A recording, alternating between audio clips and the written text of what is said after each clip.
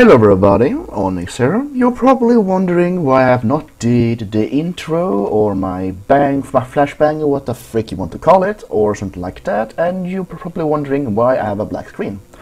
Well, you see, my PC camera is a piece of shit, and I will want to try to bring you in with some atmosphere about phobias.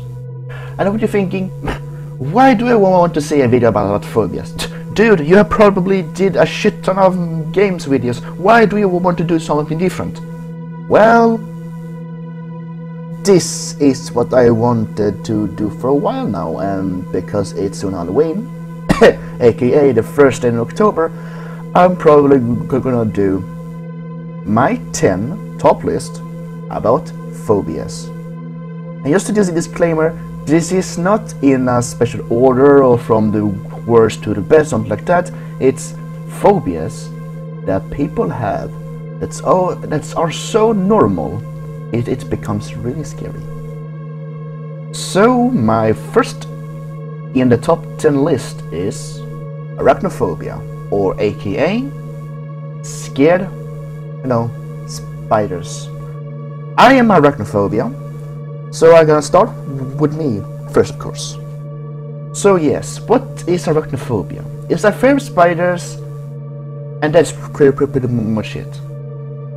You see, phobias, it's really interesting. It's the small thing that's all in your head, the flight and fight, small brain in the head of yours that says when you encounter a danger or not imminent danger, your instinct kicks in.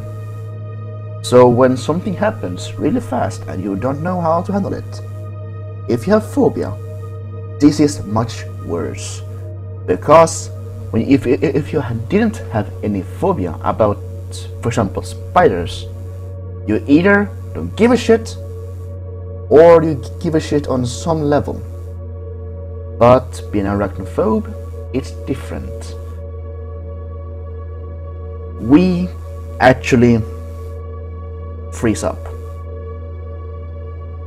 Heart is pounding. You don't know what to do. Everything you're trying to do, it's something wrong. You are just focusing on the spider.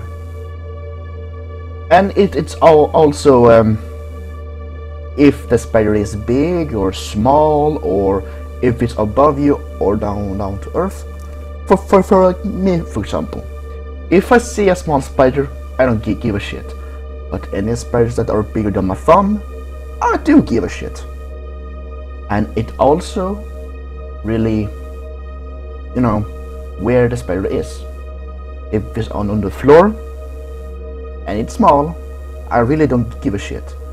But if it's small and it starts climbing and already above your head, you start actually to give a shit. But if it's bigger than my thumb, I really give a shit. Really bad. So I don't know what to do. Some people say, don't kill it, try to take it out. Oh yeah, say that to a fucking arachnophobia. I mean, arachnophobe. It's the person who has to have the arachnophobia, an arachnophobe. Anyway, that's my first list really. My next one is Agoraphobia.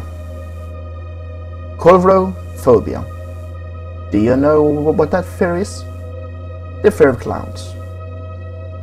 And I understand actually why people are scared of clowns. They are crazy motherfuckers. They're trying to make you smile, but when you come across a freaking clown, they have that fucking sad dog voice, trying to be something they're not. And to make the matter worse, people had and has and will have dress up as clowns and be creepy as shit. Anyway, I also going to mention marionettes, lifelike dolls. They all almost in the same category, because if you see a doll and you have a color phobia and that dog is a fucking clown, aka that fucking clown from The Exorcist, you will actually don't give a shit about the jump scare. You will actually give a shit about before the jump scare. You know the kid who actually have the clown sitting in the fucking rocking chair? Kid, what the fuck is wrong with you? No wonder you can't go to sleep. That fucking thing is looking at you. Probably stroking his water balloon. Going to up your side, bum.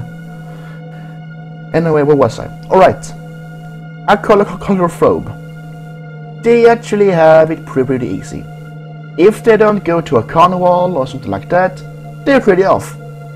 But, of course, like I said, some motherfuckers are dressed up a clown and just fucking sitting there, or standing there, in the fucking forest for example, looking at you. And sometimes they just... Do you want to have a balloon? No. No thank you. And then starts fucking chasing you. It's kind of creepy, even if you're not a Agoraphobia or fear of clowns. For anything that you cannot understand and know who the fuck that person are, it's really fucking disturbing. Anyway, the Acrophobia.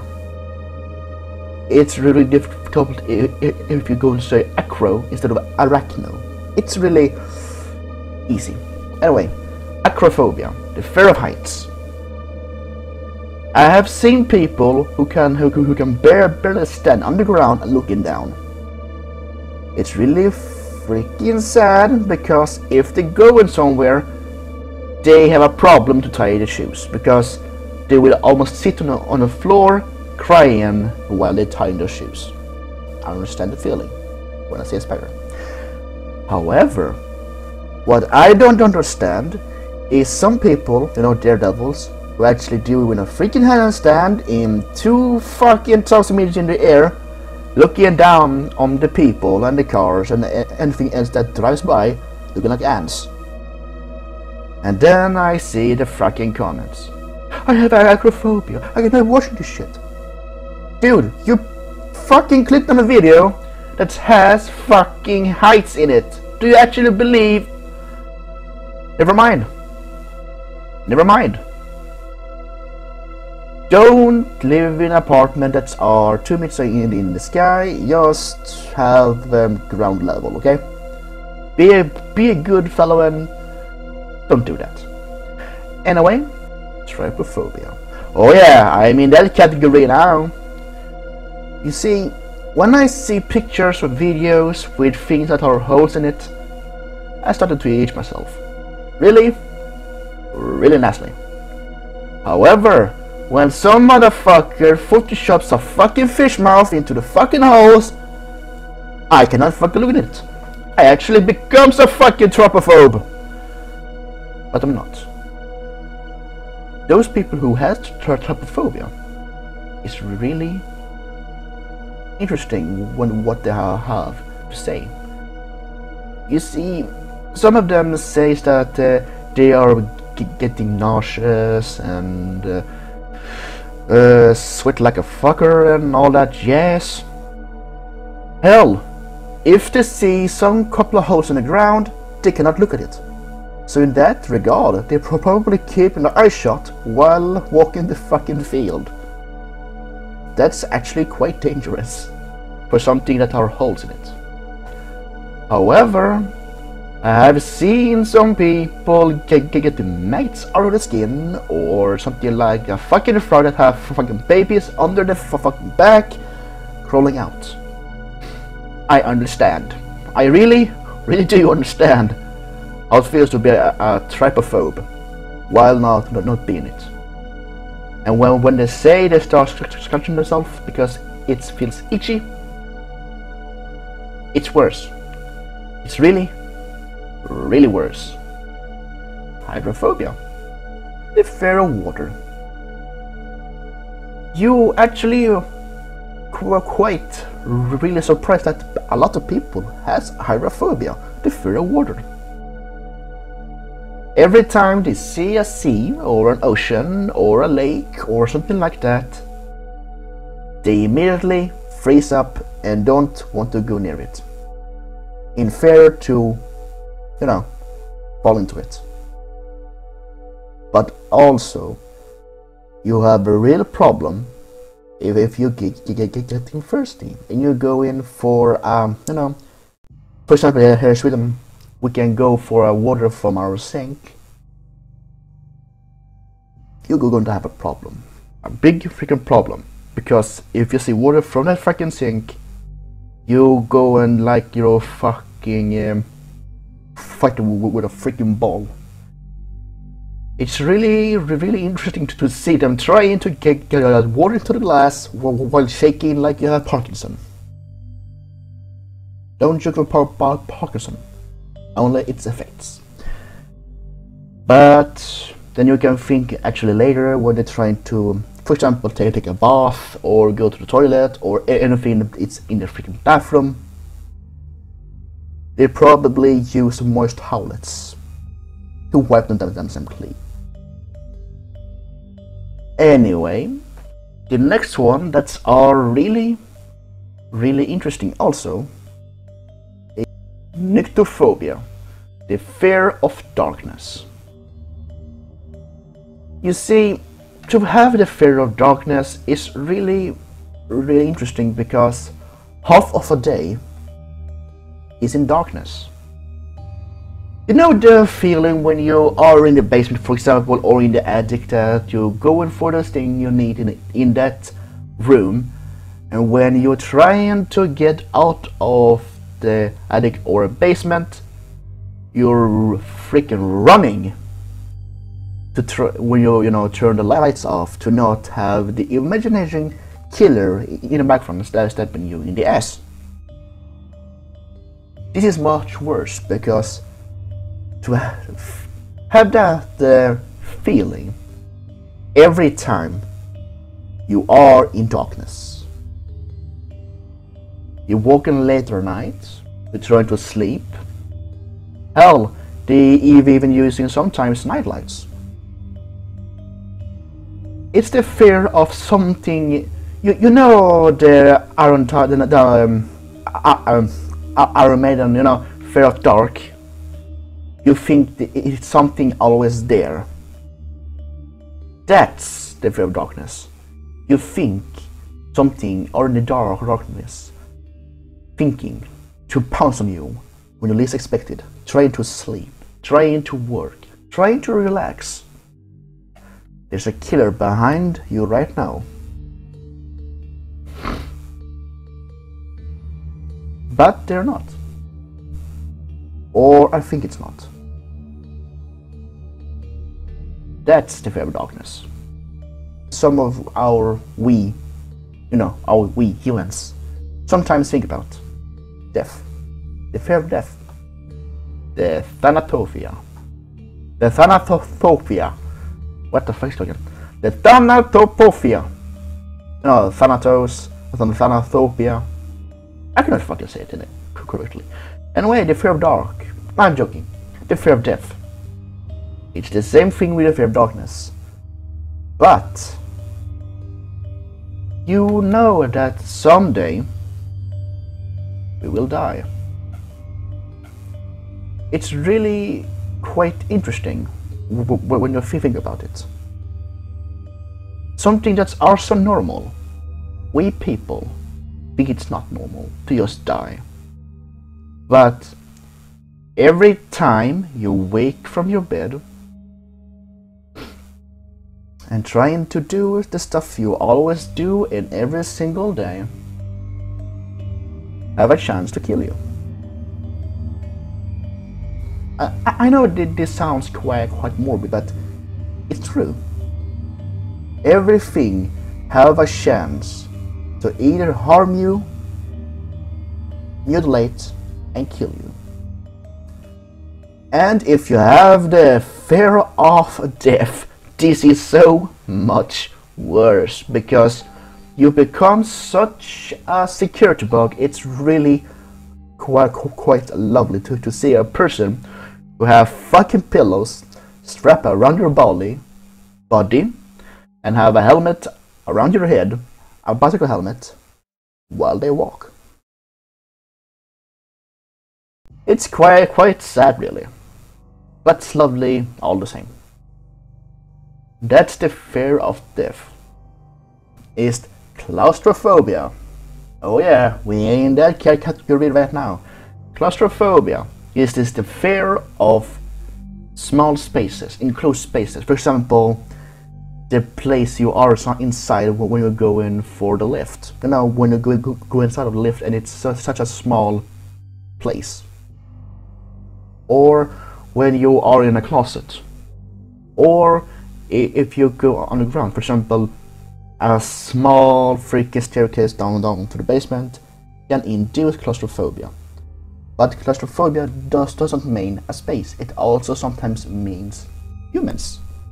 For example, if you're walking, for example, a festival or an event, a lot of people are around you and you have claustrophobia, you start to go into a shock because your heart starts pounding, you start to sweating, you start to freak out, you start to try to push people away, you start trying to calm down, you start trying to do everything. Unless those people leave you alone. So in some cases, people actually run through people to go to the nearest wall, start hugging it, trying to calm down. And when you try to calm down, some people are actually going to wonder, what the hell are you doing? Why are you freaking hugging that wall? You say, I have a fear of small spaces. They will look at you thinking, but this is not a small space. But little they knew that claustrophobia induces in every single way. If it's a small space, doesn't matter if it's a building or a hole or just humans, claustrophobia, it's always there to squeeze you slowly, like a snake around your body, squeezing the last breath of you. That's the feeling of claustrophobia. Is the fear of snakes.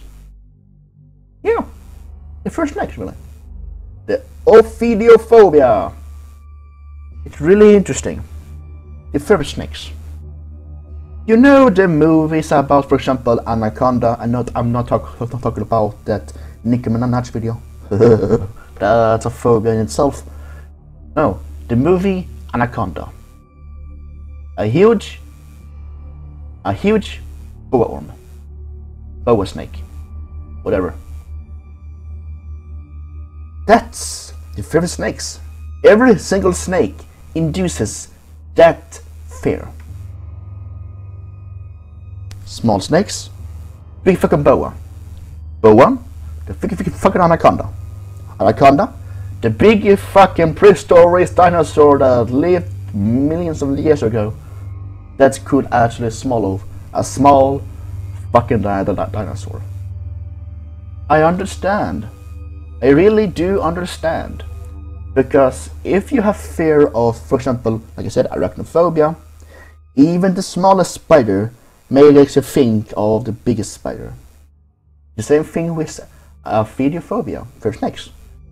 If it's a small snake, you actually go into the shock because if you know where it is, you are actually cautious away from it. But when they're slowly slithering towards you, and you have no way to run, suddenly you actually go into the shock. It's like the ghost, you know, fainting goats. When something happens, they just acts up and just falls over. That's the fear when a quite a big snake crawls towards you and you act up. And sometimes you have the best chance, you know, the flight and fight. Every single phobia induces the flight and fight effect. Reflex, I mean. You either punch the big fucking snake in the ass, nose, or ass, whatever you want to do, or you're running. But it exists a third options. Doing nothing. And this is what phobia causes. Something that are not immediate danger. Your brain will do in a different way. Every single thing that happened to you in the past, not past life because that's bullshit, past years. So in my case, when I was a child, my father squashed a big fucking spider. And then he asked, do you want to see?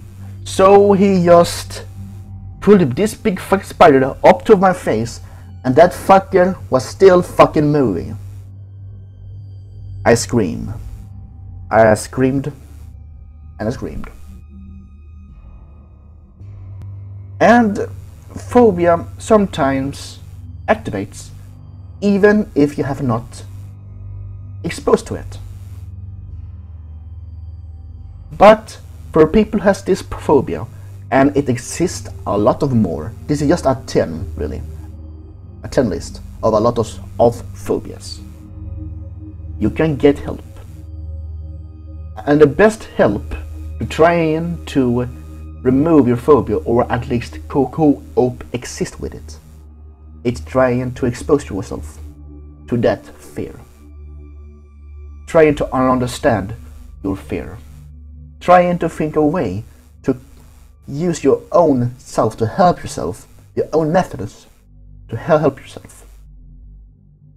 So in my case, if I see a small spider crawling on the ground, I don't give a shit. But if I see a small spider crawling on the ceiling, I give a shit and trying to pick it down to the floor level. But if I see a big spider, if I have something, I can, you know, move it somewhere else. But if it's an angry spider, I'm going to squash that motherfucker. So this is my list about phobias. I really hope you enjoy listening to me talking about phobias, the first video in October. And if you want to know more, I'm going to leave a link in the description, a website that's all about phobias. So yeah, with that said, I thank you for watching, and I will see you in the next one. Ta-ta for now, and bye.